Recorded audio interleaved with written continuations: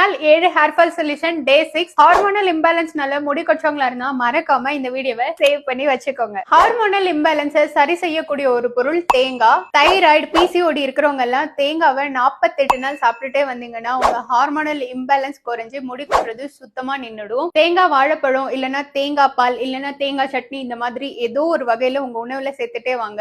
தேங்காய் பாலை தாய்ப்பாலுக்கு ஈக்குவலா சொல்லுவாங்க. அதுல இருக்கிற மோனோலாரிக் ஆசிட் தான் அதுக்கு காரணம். தேங்காயில விட்டமின் இ அதிக அளவுல இருக்கு. அதனால உங்க ஸ்கேல்பையும் முடியையும் ரொம்ப ஹைட்ரேட்டடா வச்சுக்கும். தேங்காயில அயன், மெக்னீசியம், பாஸ்பரஸ் அதெல்லாம் மத்த ஃப்ரூட்ஸை விட அதிகமா இருக்கு. தேங்காவை ஒருவேளை உணவா நீங்க எடுத்துக்கிறது மூலமா முடி குற்றது நின்னுட்டு ரொம்ப அடர்த்தியா கருப்பா நீளமான முடி வரும். கொலஸ்ட்ரால் இருக்கிறவங்க தேங்காவையும் தேங்காய் பாலையும் சூடு பண்ணாம பயன்படுத்தினீங்கன்னா கொலஸ்ட்ரால் அளவு அதிகரிக்காது.